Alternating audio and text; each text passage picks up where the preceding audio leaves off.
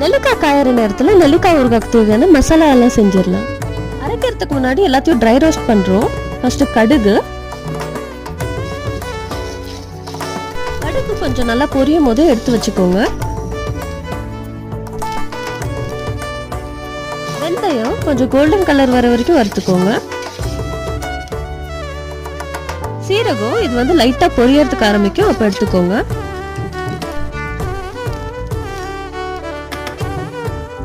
மிளகு அதுல இருக்க எண்ணெய் தன்மை வரும்போது லைட்டா புகை வரதுக்கு ஆரம்பிக்கும், அது போதும், நீங்க எடுத்துடலாம். இப்ப ட்ரை ரோஸ்ட் பண்ணதெல்லாம் தனித்தனியா அரைச்சு வச்சுக்கோங்க. அடுத்ததான் நல்லெண்ணெய் காய வச்சுக்கிட்டு லைட்டா தட்டி வச்ச பூண்டை வறுத்துக்கோங்க. அடுத்ததான் மிளகாய், வரமிளகாய் நான் வந்து காம்போட போட்டிருக்கேன். உங்களுக்கு காரம் அதிகமா வேணும்னா நீங்க காம்பை வந்து கிள்ளிட்டு போடலாம். அடுத்ததான் கூடவே கருவேப்பிலை எல்லாமே ஒன்னா சேர்த்து வறுத்தீங்கன்னா தீஞ்சிரும், அதனால தனித்தனியா வறுத்துக்கோங்க.